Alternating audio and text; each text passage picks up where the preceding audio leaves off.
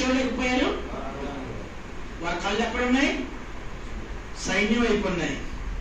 అంతేకాదు వారి నోరు ఏం చేస్తుంది? కళ్ళేమో మోసే వైపు చూస్తున్నాయి, వెనక చూస్తున్నాయి. నోరు ఏం చేస్తున్నాయి? యా మోసే. ఇప్పుడు మాకు ఆటో, ఇప్పుడు నా ఉదాహరణకు మన సీమన్ అంటే నాకు కోపం అనుకుంది. మాకు 5 గంటలకు వచ్చి నిలబడ్డారు బస్ స్టాండ్. మా ఇంటి దగ్గర నిలబడ్డా, ఏది రావట్లేదు. ఆటో ఎక్కాల్సి వచ్చింది, నాకు బ్యాక్ పెయిన్. సరే అది అయిపోయిన తర్వాత ఇక్కడికి వచ్చే జంగాడికి వచ్చిన తర్వాత కూడా ఆటో వచ్చింది. ఇష్టం లేదనుకో, ఏమండి సీమన్ అన్న, ఎందుకు తీసుకొచ్చావు నన్ను ఇక్కడికి, ఎందుకు పిలిచావు నన్ను? ఏమండి వాళ్ళు అలాగే అన్నారు. వాళ్ళు ఏమని అన్నారు? ఏమయ్యా ఐగుప్తులో సమాధిలో అని చెప్పి మమ్మల్ని తీసుకొచ్చావా, మమ్మల్ని సంతకమని వచ్చావా? ఇవన్నీ చెప్తుంటే మోషే ఒక్క మాట అన్నాడు, సైలెన్స్, నిశ్శబ్దంగా ఉండండి. అర్థమైందండి? కొన్నిసార్లు సమస్య వచ్చినప్పుడు నిశ్శబ్దం అంటే చాలా మంచిది. నేను వంకవారిలో ఉన్నప్పుడు నాకు సమస్య వచ్చినప్పుడు వాళ్ళు అడిగే ప్రశ్నకు నేను జవాబు చెప్తాను. నా స్నేహితుడు సేవకుడు ఉన్నారు. వాడు అన్నాడు, వాడు నాకంటే ముందు ఈ శ్రమలో వెళ్ళాడు. వాడు చెప్పాడు, ఒరే నీ నోరు మూసుకుని కూర్చోరా అన్నాడు. నోరు మూసుకు. అందుకే ప్రతి సమస్యలో నోరు పడేసుకోకూడదు మనం. అప్పుడు నువ్వు ఆలస్యపడ్డారనుకోండి, చేయవలసింది చేయలేరు. మీరు జాగ్రత్త గుర్తుపెట్టుకోండి. మీ నోటికి పని చెప్పారా, మీ మైండ్ ఏది ఆలోచించదు. నేను చెప్పిన మాట కాదండి, దేవుని వాక్యం చెప్పవచ్చు. విలాప వాక్యాలు తీయండి. విలాప వాక్యములు 3వ అధ్యాయము 25వ వచనం చూడండి. 3:25 త్వరగా తీయాలి. ఇంతసేపా గట్టి చదవాలి. తన్ను ఆశ్రయించు వారిగా యెహోవా దయాళుడు, తన్ను వెతుకు వారిగా ఆయన దయచూపువాడు. ఏమైనా వచ్చింది చూడండి. నరులు ఆశ కలిగి యెహోవా గురించి రక్షణ కొరకు ఓపికతో కనిపెట్టుట మంచిది. ఏంటండి ఏం చెప్తుంది? ఏం చెప్తుంది వాక్యం ఇక్కడ? ఆశ కలిగి యెహోవా అనుగ్రహించి. మీరు అనుకోవచ్చు, ఏంటండి ఒకసారి రక్షించబడ్డాను కదా, మరి రక్షణ ఏంటి? మరి ఇశ్రాయేలు ప్రజలు గుడారాల్లో ఐగుప్తులో ఉన్నప్పుడు గొర్రెపిల్లను చంపి రక్తం రాసినప్పుడు వాళ్ళు రక్షించబడ్డారు కదా. మరి మోషే ఉన్నాడు, నేను యెహోవా నీకు గొప్ప రక్షణ కలుగు చేయను అన్నాడు. అంటే అర్థమేంటి? నీ సమస్యల్లో నుంచి దేవుడు రక్షిస్తాడు. గుర్తుపెట్టుకోండి దేవుని పిల్లలారా. అందుకనే ఇక్కడ బైబిల్ ఏం చెప్తుందంటే, నరులు ఆశ కలిగి ఉండాలి. నరులు ఆశ కలిగి ఓపికతో దేవుడు ఇచ్చే రక్షణ కొరకు కనిపెట్టుట మంచిది. కిందకు రండి. ఇక్కడ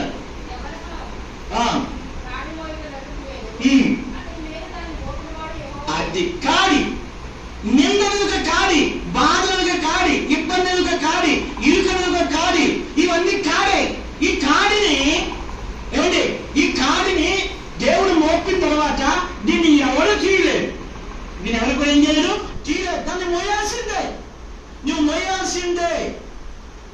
ఎందుకు మోయకపోతే మోసే గారు దేవుడు చేస్తాడు. మోసే ఏం చేస్తాడు? చేస్తాడు. కాబట్టి నువ్వు మోసేంత వరకు, ఇప్పుడు పశువులు ఉంటాయి, వాళ్ళు దున్నాలి. ఇప్పుడు చూడండి కదా, కోడి ఎట్లు తీసుకొస్తారు, దాని మీద కాడి పెడతారు. అది ఏం చేస్తుంది? మీ సైడ్ తిరిగి మా సైడ్ ఉంటాయి. రాత్రులు అది ఒక గుంజ కట్టేస్తారు. కట్టేస్తే అది పాపం అక్కడే తిరుగుతూ ఉంటుంది, అలా తిరుగుతూ ఉంటుంది. ఆ కాడి మోసుకుని తిరగాలి. తిరగకపోతే ఏం చేస్తారు? దాన్ని కొడతారు. సరే కొట్టకపోయినా ఏం చేస్తారు? ఆవకాయ మనం పెడతాం కదా, ఆవకాయ నూనె కళ్ళలో పోసేస్తారు. అది ఖచ్చితంగా ఏం చేయాలి? ఏమండి ఏమన్నా ఖచ్చితంగా ఏం చేయాలి? అర్థమైందని దేవుడి మీద మోపిన కాడి ఏదైనా నువ్వు తప్పకుండా ఏం చేయాలి? మోయాల్సిందే. అయితే మోసే సమయంలో ఎద్దు రంకిలేయకూడదు. దేవుడి మీద, దేవుని ప్రజల మీద, మన కీర్తిశేషుల మీద రంకిలేసారనుకో, దేవుడు అనుకుంటాడు, వీడు బాగా దూరం ఉంది, వీళ్ళకి వీళ్ళు చూసుకుంటారులే, తర్వాత నేను వెళ్ళిపోతానులే. వాగి వాగి వాగి వెళ్ళిపోతాం కదా. వాగి ఏం చేస్తాం? అలసిపోయినప్పుడు దేవుడు పార్టీ తీసుకుంటాడు, సరే చేయని అనుకుంటాడు. కానీ ఇక్కడ వాక్యం ఏం చెప్తుందంటే ఆ టైంలో అక్కడ అన్నాడు 29 వచ్చింది, నిరీక్షణాధారము కలుగునేమో అని. మూతి ఎక్కడ పెట్టుకోవాలండి? ఎందుకు పెట్టుకోవాలి మూతి? బూడిద ఎందుకు పెట్టుకోవాలి చెప్పాలి నాకు. నోరు తెరిస్తే బూడిద ఏమైపోద్ది? లోపలికి వెళ్ళిపోద్ది. ఇంకా అసలు విషయం మానేస్తాం. ఈ నేను తిట్ట మానేసి దీన్ని పడుకోవడం మొదలెడతాం. చూసారా? కాబట్టి అలాంటి సమయంలోనే వాక్యం 31 వచ్చి రాయబడి చూడండి. అది ఏం చేయడు? గడి చెప్పండి, ఏం చేయడు? నాకు వినపట్లేదు, గడి చెప్పాలి. మనం నోరు తినట్లేదు, చెప్పండి అమ్మా. ప్రభువు గడి చెప్పాలి. మేము ఈవీఎస్కి వెళ్తా ఉంటాం, పిల్లలు అలాగే మోటివేషన్ చెప్పేంత వరకు వాయిస్తూ ఉంటాం. ఏమండి? ప్రభు ఏం చేయడు?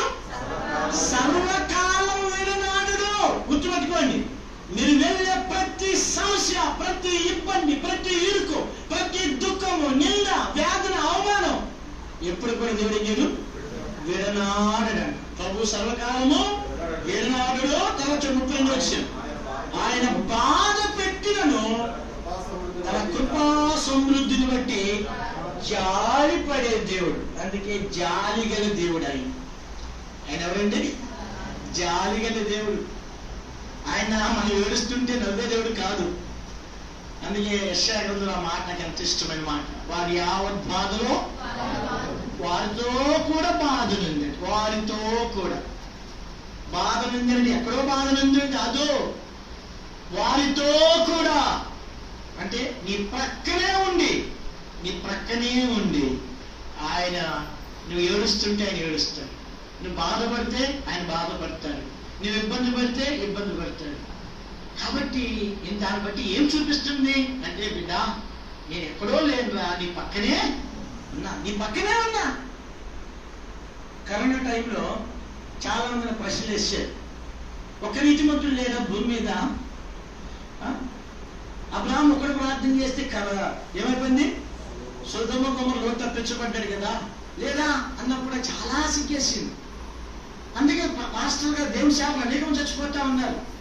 నేను ఒక సేవకులతో పంచుకున్నాను, ఏంటన్నా సేవకులు ఎందుకు అలాగైపోతున్నారు అని అంటున్నారు. మరి దేవుడు ఏం చేస్తున్నాడు అన్నారు. అందరూ ఏమంటారు? దేవుడు ఏం చేస్తున్నాడు అంటున్నారు కదా.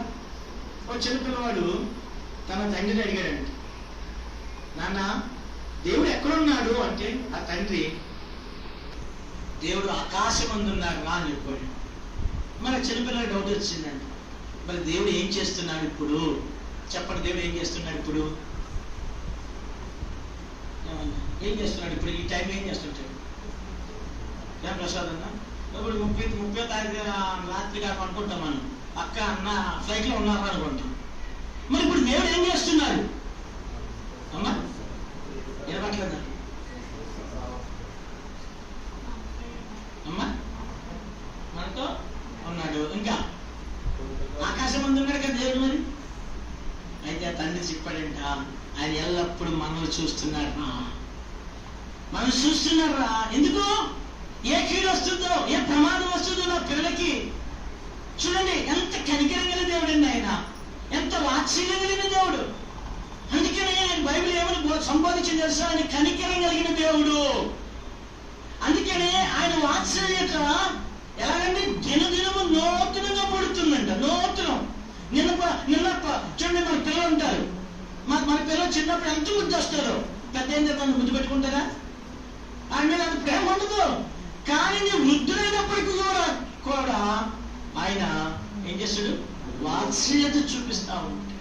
అందుకే ఇశ్రాయేలు ప్రజలు ఆ 30 లక్షల మంది ఏం చూడలేకపోయారు? దేవుని మార్గాన్ని చూడలేకపోయారు, తన అడుగు జాడలు చూడలేకపోయారు. కానీ మోసే ఒక్కడే ఏం చూశాడు? మార్గాన్ని, దేవుని అడుగు జాడలు చూశాడు కనుక ఆయన నిదానించి చూశాడు. కంగాపడిపోలేదు, ఏం చేయలేదు, నిదానించి చూశాడు. కాబట్టి మనం కూడా ఏ సమస్య వచ్చినా నిదానించి వేచి ఉందా. దేవుని సన్నిధిలో కనిపెట్టాలి. దేవుని సన్నిధికి వెళ్ళి కనిపెట్టాలి. నా సమస్య వచ్చి ఎప్పుడైతే నా నోరు మూసేయమన్నాడో మా స్నేహితుడు నోరు మూసేశాడు. మూస్తే అసలు ఏమేమితో తెలియట్లేదు వాళ్ళకి. ఒక సేవకురాలు ఒక స్థలంలోకి వెళ్ళి అడిగిందంట, ఏంట్రా సాగరగాడు నోరు మూసేసాడు, ఆ విషయాలు ఏమీ తెలియట్లేదు మాకు అన్నాడు. ఆ విషయాలు ఏంటి అర్థమైంది? నోరు మీడియం ద్వారా చూడండి, జాగ్రత్త గమనించండి.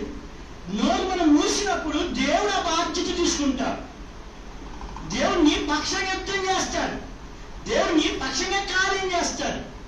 అది దేవుని యొక్క రహస్యం. అయితే నువ్వు ఎప్పుడైతే నీ శక్తి, నీ బలము, నీ డబ్బు, నీ నోరు ఉపయోగించాలనుకోండి, దేవుడు అక్కడ ఉండడు. దేవుడు అక్కడ ఉండడు. దేవుడు ఆ స్థలంలోనే ఉండడు. దేవుడు వెళ్ళిపోతాడు. అయితే ఇక్కడ మోషే మాత్రము అది చూసిన కారణాన్న మోషే వెళ్ళి ప్రార్థన చేస్తుంటే దేవుడు ఏమన్నాడు? మళ్ళీ చేస్తావు ప్రార్థన అన్నాడా? ఏమన్నాడు మోషేతో? ఎందుకే మోషే ఇక్కడ మోకరిస్తున్నావు అన్నాడా లేదా? చెప్పండి. అక్కడ చూడండి మాట ఏమన్నట్ట 14వ అధ్యాయంలో చూడండి. ఆయన ఆ మాట నాకు ఆలోచించినప్పుడు నాకు ఎంతో ఆనందం వస్తూ ఉంటుంది. 15 వచ్చిన 14వ అధ్యాయం 15 వచ్చిన అంతలో యెహోవా మోషేతో ఏమని ప్రార్థన ఎక్కడ చెప్పాడు నాకు చేయొద్దని యెహోషువకు చెప్పాడు. ఎందుకే మొరపెడుతున్నా అంటే పాపం చేయదు కనుక వద్దన్నాడు. ఏమి గొప్ప దైవజనుడితో అన్నాడు, ఏమయ్యా నువ్వు ఎందుకే మొరపెడుతున్నావు అంటే అర్థమేంటి? ప్రార్థన కంటే విశ్వాసం దాటిపోయింది. గుర్తుపెట్టుకోండి, ఇక్కడ విశ్వాసం. కాబట్టి దేవునితో నమ్మకం, ఈ నమ్మకము ప్రార్థన కంటే దాటిపోయింది. మనం కూడా ప్రార్థన చేస్తూ ఉంటాం. ఏ ప్రార్థన? విశ్వాసాన్ని ప్రార్థన చేస్తాం. అప్పుడు ఎంత పగలంతా కొట్టుకుని రాత్రులు కొట్టుకున్నా నీ ప్రార్థన ఎవరు జవాబు రాదు. ఎందుకని? మనం ప్రార్థన చేయనప్పుడల్లా పొంది ఉందామని నమ్మండి అన్నాడు. కాబట్టి మోషే అడుగులు చూశాడు, మోషే మార్గాలు చూశాడు. కనుక ఈ యొక్క శబ్దం చేసే ప్రజలకు దూరంగా ఉండి అన్నాడు, నిశ్శబ్దంగా ఉండండి, మీరు మౌనంగా ఉండండి అని చెప్పి ప్రార్థన చేస్తూ దేవుడు అన్నాడు, నీవు ఎలాగా మొదలుపెడుతున్నావయ్యా, నువ్వే నీ కళ చూపు అన్నాడు. చూడండి ఎంత గొప్ప విజయాన్ని పొందాడు. కాబట్టి ఇక్కడ మనం జ్ఞాపకం చేసుకుంది ఏంటంటే, ఇక్కడ దావీదు కూడా 2వ సమయంలో 7వ అధ్యాయంలో చూశాం. నేను ఎంతటి వాడను, రండి మళ్ళా రండి ఇక్కడికి, నేను ఎంతటి వాడను, నా కుటుంబము ఏ పాటిది, చదవండి 19. ఇంతగా హెచ్చుగా చేసినదంతయు క్షమించాలి యెహోవా హెచ్చించుటకు నేను ఎంతటి వాడను, నా కుటుంబము ఏ పాటి. చూడండి దేవుని యొక్క ప్రణాళిక. ఈయనేమో దేవుని మనల్ని కడదామని నాతాన్ దగ్గరికి వెళ్తే నాతాన్ ఏం చెప్పాడు? కట్టే అన్నాడు. ఆ రాత్రి నాతాన్ దగ్గరికి దేవుడు వచ్చాడు. అరే నాయన మనలో దగ్గరికి వెళ్ళిపో, వెళ్ళిపోలే దావీదు దగ్గరికి వెళ్ళిపోయి నువ్వు కట్టొద్దు, నీ చేతులు రక్తంతో కలిసే గనక నేను నీకు ఒక కుమారుని ఇస్తాను. చూడండి, దావీదు ఉద్దేశం మందిరం కడదామన్నాడు, కానీ దేవుని ఉద్దేశం ఏంటి? దావీదుకి సంతానాన్ని ఇస్తానని. చూడండి ఇక్కడ చక్కని మాట రాశాడు. అందుకే మనం చదివాం 3వ యోహాను పత్రికల్లో 2వ వచనంలో ఏమన్నాడు? ప్రియుడా, నీ ఆత్మవర్ధిల్లుచున్న ప్రకారము నీవు అన్ని విషయంలో వర్ధిల్లుచు సౌఖ్యం ఉండాలని దేవుని సేవకుడు ప్రార్థన చేస్తున్నారు. అంటే దేవుడిని ఆస్వాదించి దీవించాలి అంటే, నీ కుటుంబాన్ని దేవుడు ఆస్వాదించాలంటే మొట్టమొదటిగా నీ ఆత్మీయని వర్ధిల్లాలి, ఆత్మ వర్ధిల్లాలి. అందుకే కీర్తన 32వ అధ్యాయం అంటాడు, ఆత్మలో కపటం లేనివాడు ధన్యుడు. ఎవరండి ఆత్మ వర్ధిల్లు అంటే? కపటం లేనివాడు ధన్యుడు. కాబట్టి ఇక్కడ ఆత్మ వర్ధిల్లింది కనుక దైవజనుడు దావీదు చేసిన కీళ్ళన్నీ మర్చిపోయాడు కనుక, కీళ్ళని ఏం చేశాడు గుర్తుపెట్టుకున్నా? మర్చిపోయాడు కనుక దేవుడు దావీదుకి సహాయం చేశాడు. అందుకే 2వ సమయంలో 3వ అధ్యాయంలో మంచి మాట రాశాడు దావీదు గురించి. 3వ అధ్యాయము చూడండి, మొదటి వచ్చింది సౌలు కుటుంబీకులకును దావీదు కుటుంబీకులకును బహుకాలము యుద్ధము జరగగా ఏమందండి? గడి చెప్పలేదు. దావీదు అంతకంతకు ప్రబలను, సౌలు కుటుంబం అంతకంతకు నేరశీలి. చూడండి, కాబట్టి దేవుడు మీ కుటుంబాలని దీవించాలి అంటే నీ ఆత్మ ఏం చేయాలి? వర్ధిల్లా. కాబట్టి అందుకనే యోహాను భక్తుడు అన్నాడు, ప్రియుడా నీ ఆత్మ వర్ధిల్లుచున్న ప్రకారము నీవు అన్ని విషయములను వర్ధిల్లాలి. కాబట్టి ఇక్కడ చేరవచ్చిన నీ కుటుంబం వర్ధిల్లాలి, నీ పిల్లలు వర్ధిల్లాలి, దేవుని సంఘం వర్ధిల్లాలి అంటే బైబిల్ ఏం చెప్తుందంటే మొట్టమొదట నీ ఆత్మ వర్ధిల్లాలి. అందుకే దైవజనుడు దావీదు ఆత్మ వర్ధిల్లింది. అందుకనే దావీదుని దేవుడు విడిచిపెట్టలేకపోయాడు. దావీదుని దేవుడు ఎప్పుడు కూడా ఏం చేయలేదు? విడిచిపెట్టలేదు. దావీదు ఎప్పుడు దేవుడు దూరంగా లేడు. కారణం ఏంటి? దావీదు కృతజ్ఞత కలిగిన హృదయం కలిగి ఉన్నాడు. ఎప్పుడు దేవుని సన్నిధికి వచ్చినా నేను ఏ పాటి వాడినయ్యా, నేను ఎంతటి వాడినయ్యా, నా కుటుంబము ఏ పార్టీది. చూడగానే దేవుడు ఉదయం అంతా ఎక్కడికి దేవుడు నిండిపోయేది? కృపతో నిండిపోయేది. దావీదుకి ఒక దైవజనుడు చెప్తాడు, దావీదుకి అంట కిటికీలు తెలుసాడు. మనుషులు ఎలా పడక కిటికీలు ఉంటాయి కదండి, ఉంటాయి లేదు కొంతమందికి. మనుషులు ఎలా పడేయాలని మాటలు చేస్తానో లేకపోతే భోజనం చేత పడేస్తారు. కానీ దేవుని పడేది ఎవరికి తెలియలేదు చాలాసార్లు. కానీ దేవుణ్ణి పడేసింది, ఉదాహరణకు యాకోబు పడేసాడు దేవుడు. ఎప్పుడు? ఎక్కడ? ఆదికాండం 32 ఇద్దరు దగ్గర కాలు పట్టుకుని, అయ్యా నేను దీవిస్తే కానీ నిన్ను ఇంకేం పోలిస్తాడు, ఇంకేం వెళ్తాడా? అసలే ఈ మీద కనికరం గల దేవుడు, నన్ను పోనీ అంటున్నాడు. కానీ లోపల మాత్రం వీడు ఉంటే బాగున్నాం. ఏమంటే నేను చదువుతున్నప్పుడు ఏమంటే ఆశీర్వదించి వచ్చినాడు, బతిలాడుతున్నాడు. ఒరే బాబు టైం అయిపోతుంది పోనీరా. ఈయన అన్నాడు, బాయ్ నేను పోనీని. ఏమండి ఎందుకు? దేవుడు యాకోబుకి ఇప్పుడు ఏమైపోయాడు? యాకోబు సమీపంగా వచ్చేసాడు. కొంత పిక్చర్లో చాలా తప్పు పెడతా ఉంటారు. యుద్ధ వ్యక్తులు పోట్లాడుకుంటే ఏమండి ఆ మహిమగల దేవుడు ఏమన్నా పట్టుకోగలరా? ఏమండి యుద్ధం చేసుకున్నట్టు యాకోబు దేవుడితో పోరాడుతున్నట్టు అది ఆహ్లాద పోరాటం. కాలు పట్టుకుని చిన్నపిల్లలు, నేను మా అనకాపల్లి ఉన్నప్పుడు మనీయుల పిల్లలు తిండోడు, నేను బయటికి వెళ్తుంటే వాళ్ళు ఏమన్నారంటే బయటకు తీసుకెళ్ళి చిన్నాను అన్నవాడు.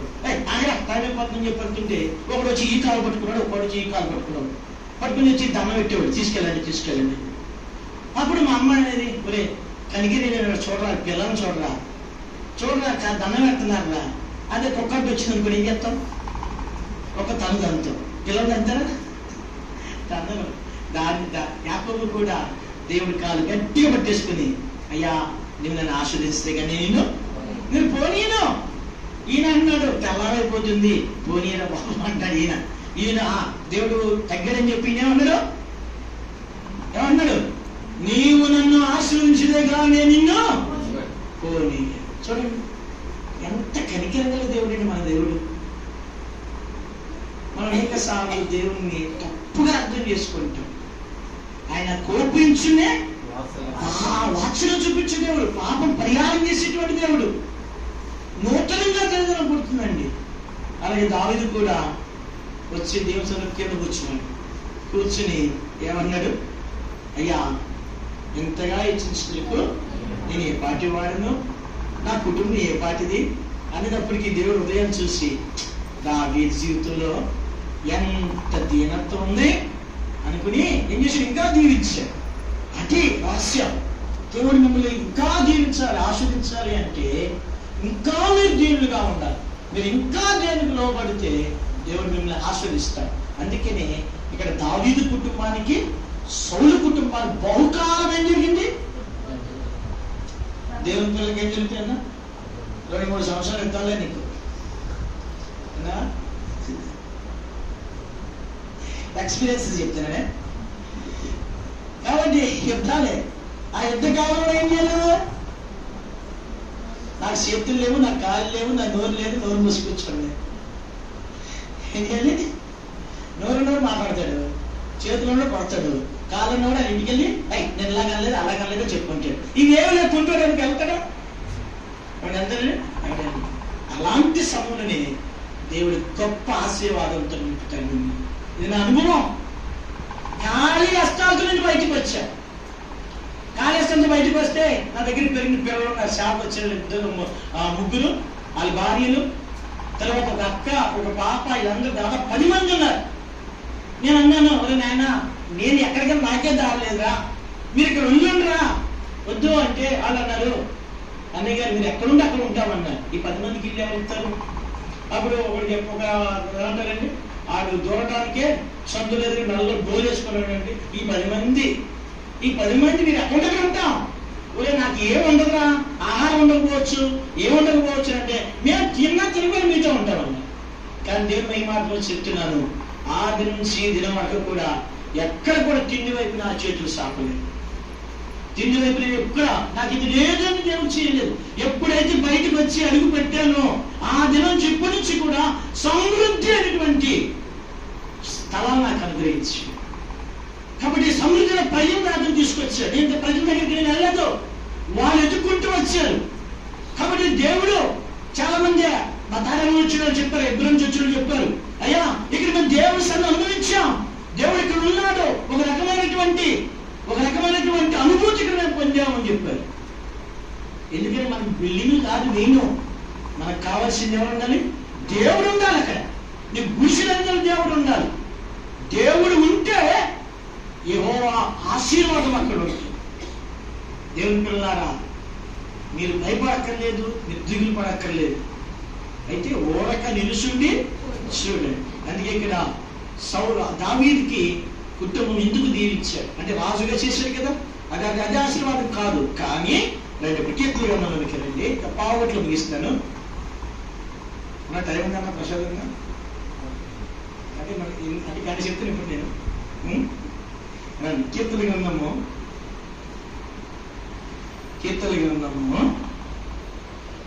రండి 89వ అధ్యాయం చూడండి. ఆత్మ వర్ధిల్లుతాన్ని బట్టి ఎంత ఆశీర్వాదం వస్తుందో మొదటి వచనం చూడండి. ఇక్కడ యెహోవా యొక్క కృపాతిశయమును నిత్యము నేను కీర్తించెదను. ఏంటండి? కృపా ప్లస్ అతిశయం. కృపాతిశయం అంటే కృపను బట్టి ఏం చేస్తున్నాయినా మనం ఏం బట్టి అతిశిస్తామండి? డబ్బులు బట్టి, రంగులు బట్టి, చదువులు బట్టి, ఇంకేమంటే బ్యాంక్ బ్యాలెన్స్ బట్టి ఏం చేస్తాం? అతిశయిస్తాం. కానీ దానికి ఆల్రెడీ అన్నీ ఉన్నాయి కదా, ఆల్రెడీ అన్నీ ఉన్నాయి. మరి నేను రాజ్యాన్ని కూడా అతిశయిస్తాట్లేదు. యుద్ధం వీరుడు ఆయన, యుద్ధం వీరుడు, దేవుడు విలాసానుడు ఆయన. అవన్నీ పక్కన పెట్టి అయ్యా నీ కృపాతిశయములను బట్టి నేనేం చేస్తాను? ఏమన్నాడు? నిత్యం నేను కీర్తించేదను, తరతరములకు నీ విశ్వాస్యతను నా నోటితో తెలియజేశాడు. తరతర విశ్వాస్యత. ఏంటి విశ్వాసం చూపించాడు దావీదు? మొదటి సమయం 16లో మనం చూస్తే సమూయేలు వచ్చాడు దావీదు ఇంటికి. యెష్షయి దగ్గరికి వచ్చి ఏం చెప్పాడు? నీ కుమారుడు ఒక రాజుగా చేయాలి, నేను బయలుపిస్తున్నాను, నువ్వు అందరికి పిలువు అంటే. చూడు, ఒక ఇంట్లో ఒక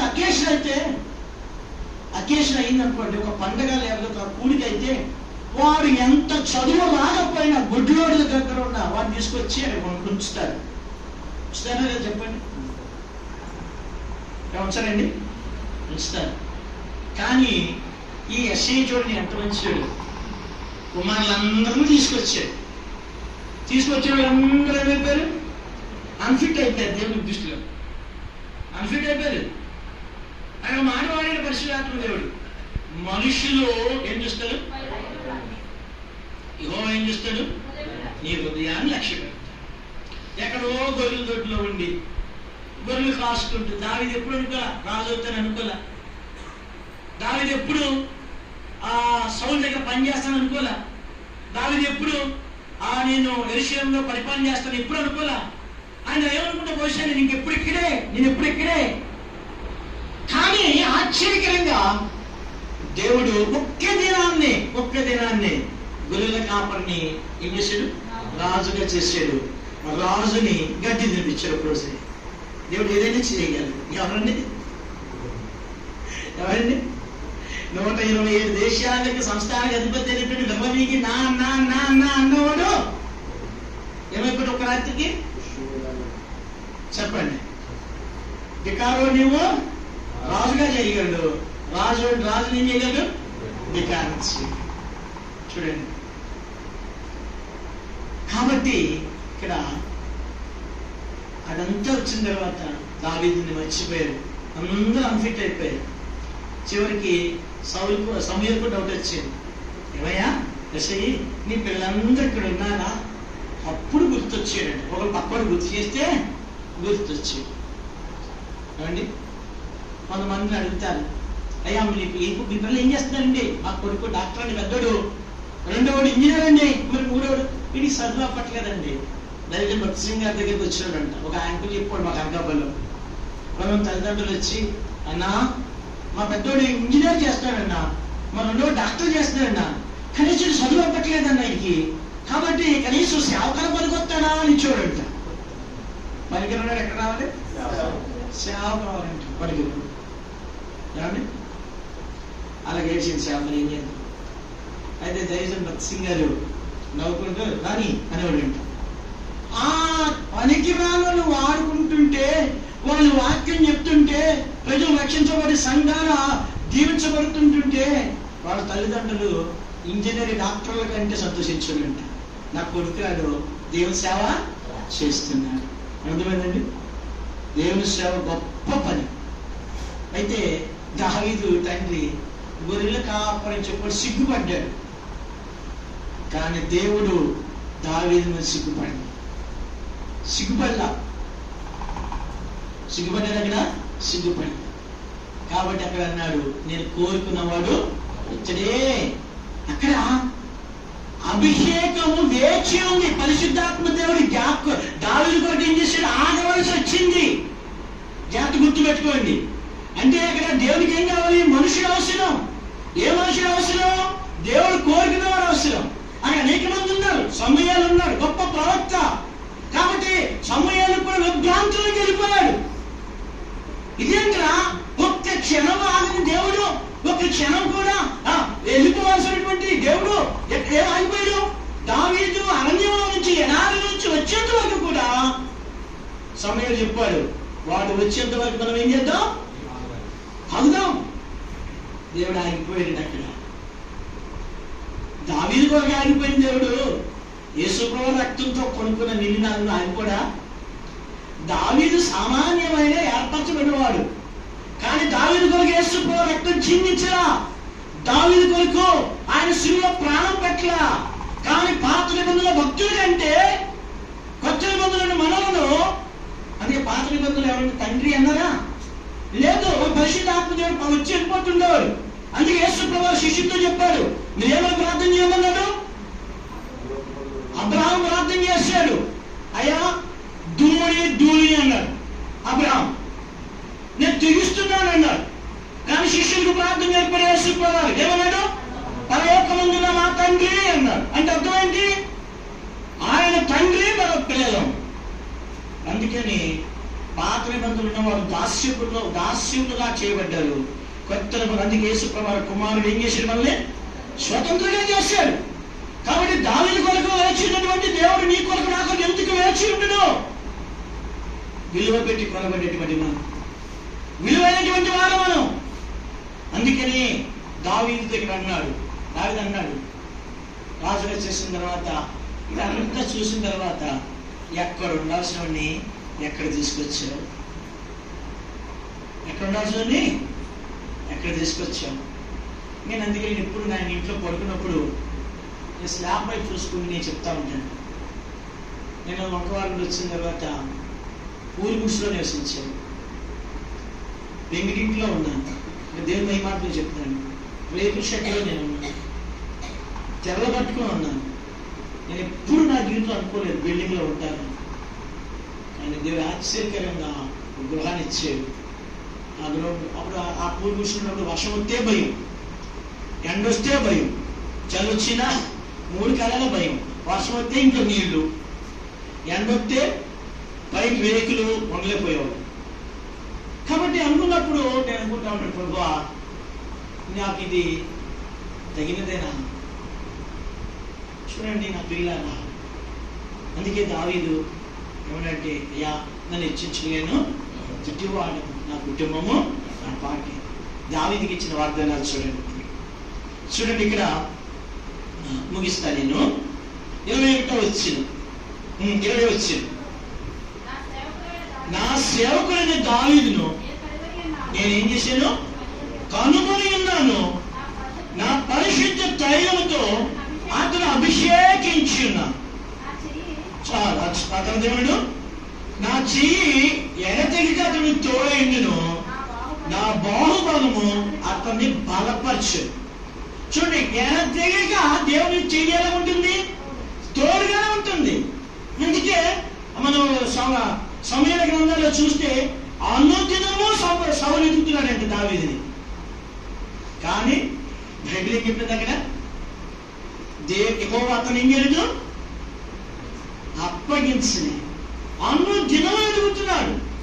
అనుదినము కూడా వెతుకుతున్నాడు. దొరుకుతారా అని వెతుకుతున్నాడు. సౌలు అదే పని వెతుకుతున్నారు. దావీదు పట్టుకోవడానికి తిరుగుతూనే ఉన్నారు. కానీ దేవుడు ఏం చేశాడు? క్షణంలోనే తప్పించేస్తాడు. అతను అప్పగించింది. అందుకే ఇక్కడ ఈడా యాకోబు వదిలిచున్న ప్రకారము నీవు అన్ని విషయంలో సౌఖ్యంగా ఉండాలి. కాబట్టి దావీదు అరణ్యంలో ఉన్నాడు. కానీ ప్యాలెస్ లో ఉన్న సౌలుకి సమాధానం లేదు. కానీ అరణ్యంలో ఉన్న దావీదుకి ఏం కలిగినాడు? సమాధానం కలిగి ఉన్నాడు. అందుకే దావీదు ఏమంటాడు? సింహం పిల్లలు ఏమి గలవై ఉంటాయి, కానీ యెహోవాను ఆశ్రయించే వారికి ఏమీ కొదువా ఉండదు. మంచిగా దావీదు. ఎందుకని? దేవుడు ఆయన దీవించాడు. ఆయన దీవించడమే కాదు, ఆయన సంతానాన్ని ఏమన్నాడు చూడండి. 29వ వచ్చింది. 28వ వచ్చింది చూడండి. నా కృప నిత్యము అతని తోడుగా చేసేదును, నా నిబంధన అతనితో స్థిరముగా ఉండును. శాశ్వత కాలం వరకు అతని సంతానమును, ఆకాశమంత వరకు అతని సింహాసమును నేను నిలిపెదను. చూడండి, అంటే మనతో ఆగిపోలే దేవుడి ప్రణాళిక. మన తర్వాత ఎవరితోనండి? మన పిల్లలతో కూడా ఏం చేస్తాడు దేవుడు? ఆ సహవాసాన్ని ఏం చేస్తాడు? కొనసాగిస్తున్నాడు. దావీదుతో ఆగిపోలా, దావీదును విడిచిపెట్టలేదు. దావీదుతో చెప్తాడు, ఓ దావీదు, నేను నిన్ను ఏర్పరచుకున్నాను, నేను నిన్ను ఆస్వాదించాను. అంతేకాదు నీ సంతానానికి కూడా ఎప్పటి వరకు అండి? చూడండి అక్కడ రాసే దేవుడు, శాశ్వత కాలం వరకు అతని సంతానమును, ఆకాశం వరకు అతని సింహాసనం నేను నిలిపేదను. అందుకని ఇశ్రాయేలు తుడిచిపెట్టగలుగుతున్నారు ఈరోజు. 7 దేశాలు చుట్టూ ఉన్న ఇశ్రాయేల్ దేశం ఏమండి? అన్నిటికంటే చిన్న దేశం ఇది. ఏమంటే ప్రపంచంలోనే ఒక వింత ఏంటంటే దేశంలో ఒక దేశం. అది చెప్తారు, హైదరాబాద్ అంత ఉంటుందంట ఇశ్రాయేల్ దేశం. అందులో పాలస్తీనా కొంత, అక్కడ లెబానోను, సిరియా, జోర్డాను, ఇరాను, ఇరాక్ ఇవన్నీ కూడా శత్రు దేశాలే. ఈజిప్టు. కానీ చాలా మంది వచ్చారు భూమి మీద నుంచి తుడిచేద్దామని. చేయగలిగారా? చేయలేదు. ఎందుకంటే ఒకటి చేస్తుంటే దేవుడు అబద్ధీకుడు, గుర్తెట్టుకోండి. చేస్తుంటే ఒకవేళ దినాన్న ప్రపంచ మతం ఇశ్రాయేలు లేకపోతే దేవుడైన వాడు లేడు, గుర్తెట్టుకోండి. ఉన్నారు అంటే ఎవరున్నారు? జీవముల దేవుడు ఉన్నారు. అందుకే జీవముల దేవుడు ఉన్నంత కాలం వాళ్ళు ఉంటారు. భూమి ఉన్నంత కాలం వాళ్ళు ఉంటారు. యేసు రాకడ వచ్చేంత వరకు వాళ్ళు ఉంటారు. ఎవరితో చెప్పారు వాగ్దానాలు? అబ్రాహాముతో చెప్పారు, ఇస్సాకు చెప్పాడు, యాకోబుతో చెప్పాడు, ఇప్పుడు దావీదుతో కూడా చెప్తున్నాడు. అయితే వాగ్దానాల్ని మనతో మన పిల్లలతో కూడా చెప్తున్నాడు. అయితే వాగ్దానం వినడే కాదు, ఒకవేళ మన పేరు తప్పు చేస్తారనుకోండి, ఇక్కడ మాట వాడారు చూడండి. 30 వచ్చిన చూడండి. అతని కుమారులు నా ధర్మశాస్త్రం విడిచి నా న్యాయవిధులను ఆచరింపలేదులా, వారు నా కట్టలను అపవిత్రపరిచి నా ఆజ్ఞలను గైకొనేలా, నేను వారి తిరుగుబాటులకు దండముతోనూ వారి దోషములకు దెబ్బలతోనూ వారిని శిక్షించారు. శిక్ష కూడా ఒక ఆశీర్వాదం. మన పిల్లలు దేవుని మార్గం రాలేదనుకోండి, శిక్షించ కూడా ఒక ఆశీర్వాదమే. కానీ శిక్షిస్తాడు కానీ ఏమి ఇవ్వమానడు. చూడండి అక్కడ రాశాడు 33 వచ్చింది.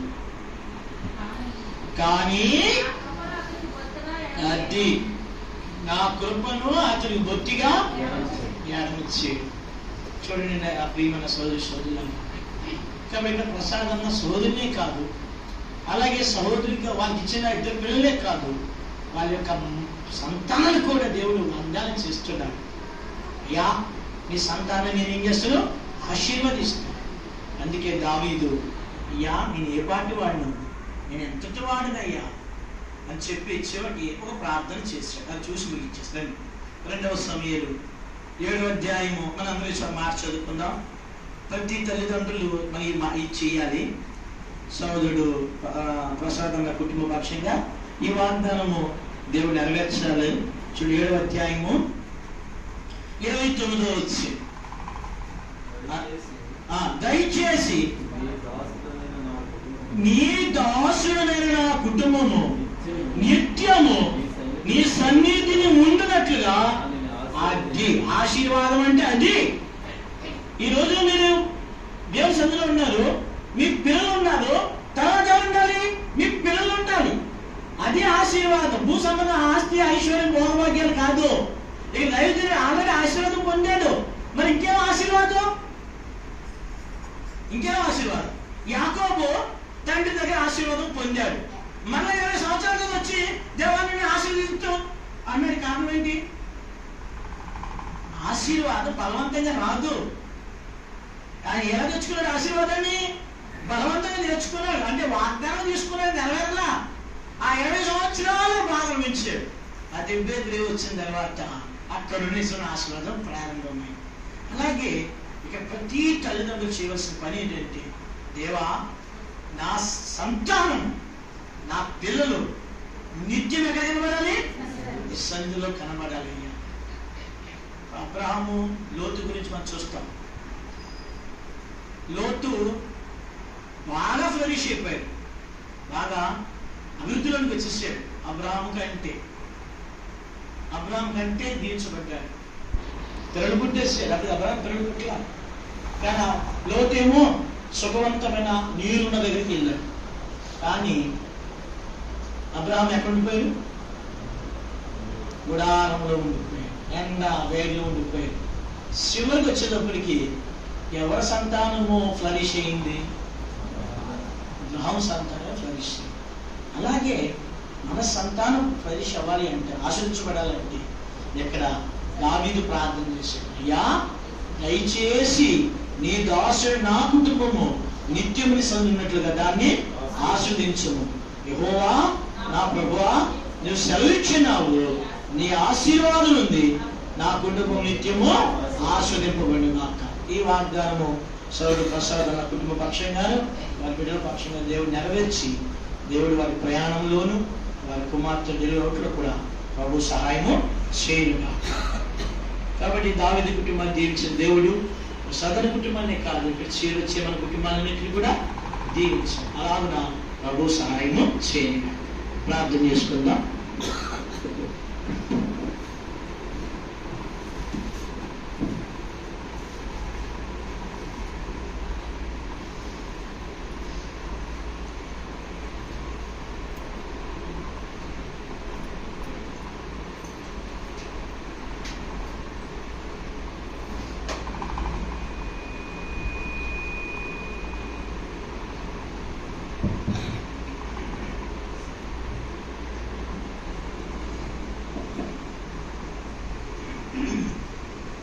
ప్రార్థన. దయచేసి అందరం మోకరించండి, ప్రార్థన చేసుకుందాం. మా ప్రేమ కలిగిన నమ్మకమైన ప్రేమ పరలోకపు తండ్రి, సర్వశక్తి కలిగిన దేవ, మీ ఘనమైన శ్రేష్టమైన ఉన్నతమైన పరిశుద్ధ నామములో మా రక్షకుడైన యేసు ప్రభువారి ద్వారా హృదయపూర్వకమైన వందనములు స్తోత్రములు చెల్లిస్తా ఉన్నాం. ఈ రాత్రి ప్రభా నివాసుడు ప్రసాదాన్ని కొరకై హైమాన్ కొరకే వందనాలు చెల్లిస్తూ ఉన్నాం. వారి కుటుంబం కొరకే ప్రార్థిస్తూ ఉన్నాం. వారిని ప్రేమించి మీరు అందించిన వారి బిడ్డల కొరకు, వారి కళ్ళుల కొరకు, మనవుల కొరకు నా చెల్లిస్తూ ఉన్నాం. వారి కుటుంబపక్షంగా మీరు చేస్తూ వచ్చిన సకలమైన మేలును, ఉపకారం బట్టి మనం స్తుతిస్తూ ఉన్నాం. దేవాతని మీరు చేసిన మేలును బట్టి వారు కూడా సంఘముతో కూడి మీ దాసుల ద్వారా దేవుని సన్నిధిలో సంతోషించాలని, ఈ సంతోషాన్ని అందరితో పంచుకోవాలని వారికి ఇచ్చిన మంచి తలంపు కొరకు వందనాలు. నిజంగా ఈ లోకంలో దేవుడాన్ని ఆత్మ వర్ధిల్లుచున్న ప్రకారం అన్ని విషయముల్లో వర్ధిల్లాలని ప్రభు మీరు జ్ఞాపకం చేస్తూ ఆజ్ఞాపిస్తూ వచ్చినారు. ఆత్మ వర్ధిల్లితే సమస్తము వర్ధిల్లించబడుతుందని ప్రభు మీరు జ్ఞాపకం చేస్తూ వచ్చినారు.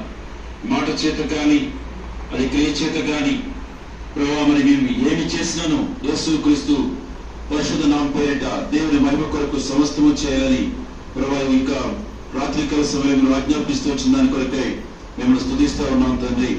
ప్రభు ఈ సమయంలో మా ప్రియులు కూడా అట్టి ఆజ్ఞను పురస్కరించిన వారై దేవ మిమ్మల్ని మహిమపరిచిన నిమిత్తం దేవాతని మరి దేవా సంఘముతో, నివాసులతో, దేవాతని మరి సహోదరులతో, దేవాతని మరి వారికి సంబంధించిన ప్రియులతో, అలాగే వారి కుటుంబంతో, బిడ్డలతో ఇలాగ సంతోషించి కృపించినందుకు వందనాలు చెల్లిస్తున్నాం. నిజంగా ఎంత మంచి దేవుడు ప్రభా, మీరు ఇంతగా హెచ్చించటకు మేము ఎంతటి వారం ప్రభా. ఈ రాత్రి మీరు ఇచ్చిన ఈ భాగం అనేటి కొరకై మేము స్తుతిస్తూ ఉన్నాం తండ్రి.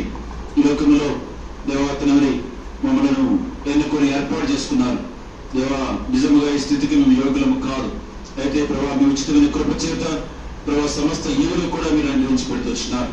నిజముగా మీరు సముద్రంలో త్రోవను, జలరాశుల్లో దేవాతనని త్రోవను ఏర్పాటు చేయగలిగినటువంటి దేవుడు. మీ సంకల్పములు భూమి పునాదులు వేయబడక పూర్వమే మా ఎడల ఏమైనదో ప్రభావ మీ పరిశుద్ధ గ్రంథంలో దేవ ముందుగా లిఖితం చేసినందుకే వందనాలు చేస్తున్నాం. మోషే తన ప్రార్థనలో రాబోయే భవిష్యత్తులో జరగబోయే విషయాలను ప్రభావ జ్ఞాపకం చేసుకుని జరుగుతూ వచ్చినాడు.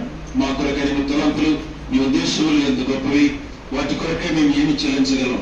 ఈ రాత్రి ప్రభావ మీరు ఇచ్చిన ఈ భాగం నుండి కొరకు స్తోత్రములు. నిజంగా మీరు ఎంత మంచి దేవుడు దేవ. మా ఎడల మీరు కలిగిన ఉద్దేశముల కొరకై స్తోత్రములు దేవాతను మనలాగు దేవాతను ఆ కుటుంబం కొరకే కాక మొరయాలో చేరిన ప్రతి కుటుంబం కొరకై దేవ ఈ రాత్రి మీరు ఇచ్చిన లేఖనాన్ని మీరు ఆశీర్వదించాము. ప్రతి ఒక్కరు కూడా మొట్టమొదట ఆత్మ వర్ధిల్లినట్లు, ఆత్మను ప్రభావ మీ సన్నిధిలో సంపూర్ణంగా అప్పగించుకున్నట్లు, దేవుని ఇంటిని ప్రేమించినట్లు, దేవుని కొరకు వారి సమయాన్ని ఇచ్చినట్లు దయతో ప్రభావ జ్ఞాపకం చేసుకున్నాం. అలాగే ప్రభా మరి ప్రతి కుటుంబము ముగింపులో మాకు చెప్పబడిన 2 Samuel 7:29 ప్రకారం దేవ మీ సన్నిధిలో దేవాతని మా కుటుంబాలు ఉండాలని, దేవాతని వ్యక్తిగత మా ప్రాంతంలో ఉన్నట్లు దేవ మాలో ఏ ఒక్కరు కూడా మీ ఆశీర్వాదం పొందకుండా తప్పిపోకున్నట్లు, ప్రతి ఒక్కరు కూడా మీ ఆశీర్వాదం పొందినట్లు కృప దయచేయండి. అలాగే ఒకసారి దేవ చేయవచ్చిన సంఘమంతుల కొరకే వందనాలు చెల్లిస్తా ఉన్నాం. దేవాతని మరి మీరు ఆశీర్వదించండి. ఈ వాక్యము ప్రతి వారి హృదయంలో ఫలించినట్లు సహాయపడండి. మీ దాసుని బలపరిచినారు, స్తోత్రాలు. పరిచయను జ్ఞాపకం చేస్తుంది. మీ దాసులు కూడా మా మధ్య నడిపించినందుకై మీకు వందనాలు చెల్లిస్తా ఉన్నాం. దేవా మరి ప్రయాణవంతుట్లో తోడేంటూ వచ్చినారు, ఇచ్చిన సహవాసం పొందినారు. దేవ ఈ మా సహవాసాన్ని ఇప్పుడు క్రీస్తు రాకడ వరకును దేవ కొనసాగింపు చేసి మహిమ పొందమని కోరుచున్నాం. ఇలాగ మరొకసారి ప్రభా ఈ దాసుడు ప్రసాదన్న హైమక్క ఈ నెలాఖరు 30వ తారీఖు దేవ అమెరికా వెళ్ళినట్టుగా లైక్ ప్రయాణం కొరకే ప్రార్థిస్తూ ఉన్నాం. క్షేమము దయచేయము, నెమ్మది దయచేయము. అక్కడ నుంచి బిడ్డలు అవన్నీ కొరకు ప్రార్థిస్తున్నాం. దాని కొరకే ప్రభా మరొక నూతనమైన ప్రాజెక్టులో వర్క్ చేయడానికి వీళ్ళకి మీరు సహాయపడుతున్నారు. అలాగే తనకి ఇచ్చిన గర్భ ఫలాన్ని బట్టి కూడా మేము స్తుతిస్తూ ఉన్నాం. దేవ అతని 2 మాసంతో చూడండి, బిడ్డను కనికరించండి. దేవ తగిన సమయంలో సుఖ ప్రసూతి కొరకే బిడ్డలు సిద్ధపరచండి. ప్రతి ఆటంకము, ప్రతి కీడు, నష్టము, ప్రమాదము తొలగించము. దేవ నమ్మదగిన దేవుడు మిమ్మల్ని ఆశ్రయించి మీ నుండి సమస్త ఆశీర్వాదం పొందినట్లు బిడ్డలు కూడా జ్ఞాపకం చేస్తున్నాం. దేవ అతని తల్లిదండ్రులు వెలుడు ద్వారా అవి కూడా పరిపూర్ణమైన సంతోషము, ఆదరణ అనుభవించము. అలా ఆగుతారు అక్కడ గడిపే సమయం అంతా ప్రియుల కొరకు దీవెనకరంగా చేయము. తిరిగి ప్రయాణం కొరకు కూడా దేవ మీరే దేవ కృప చూపించము. తగిన సమయంలో క్షేమంగా మరలా తిరిగి మా మధ్యకి నడిపించము. అలాగే దేవ మరొకసారి ఈ యొక్క పరిచయం అంతటిని కూడా మీ చేతులకు అప్పగిస్తూ ఉన్నాం. దేవ మా కొరకు అనుగ్రహించిన దేవాతమైన సమయం కొరకు, సంతోషం కొరకు చేరవలసిన వాళ్ళందరినీ బట్టి స్తోత్రం. ఇంకా ఎవరైనా రాలేకపోయింటే దయతో ప్రభావ మరి జ్ఞాపకం చేసుకున్నాము. మరి కూడా ఈ యొక్క ఆశీర్వాదం గ్రహించిపెట్టము. ఇలాగ ప్రభావ మీరు ఇచ్చిన ఈ సమయం బట్టి మనం స్తుతిస్తూ ఈ ప్రార్థన మా ప్రభువును రక్షకుడైన యేసు క్రీస్తు ప్రభు వారి అతి శ్రేష్టమైన ఘనమైన పరిశుద్ధ నామమున అడిగి వేడుకుంటున్నాము మా ప్రియమైన పరలోకపు తండ్రి. ఆమేన్. దయచేసి ఒక చిన్న ప్రకటన తర్వాత ఆశీర్వాదం తీసుకుందాం. కూడా వచ్చిన అందరికీ కొరకై కుటుంబం తరపున ప్రేమ విందు సిద్ధపరచబడి, దయచేసి ప్రతి ఒక్కరు కూడా భోజనం చేసి వెళ్ళాలి. కొంత ఆలస్యమైంది, ఏమైనా కొంచెం ఒప్పుకోండి. ఇంటి దగ్గర ఈ ముగింపు ఆశీర్వాదం తీసుకున్న తర్వాత మన ఇంటి దగ్గరికి వెళ్తాం. అన్నవాడి ఇంటి దగ్గర భోజనాలు ఏర్పాటు చేయబడతాం.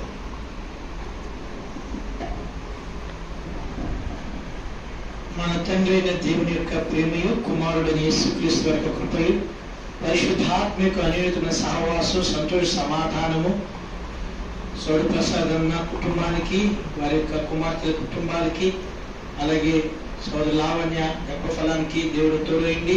అలాగే ఇక్కడ సంఘానికి కూడా దేవుడు తోడైంది. వారిని ఆశ్రయించి దీవించి కాచి కాపాడి భద్రపరిచి ఆరోగ్యంతో నింపునిగాక. ఆమేన్.